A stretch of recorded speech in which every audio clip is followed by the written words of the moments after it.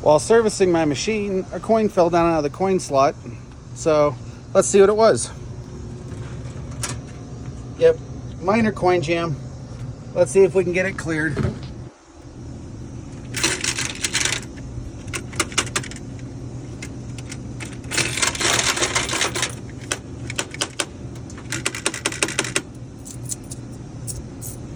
So we got pennies, quarters.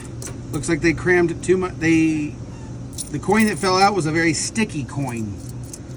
So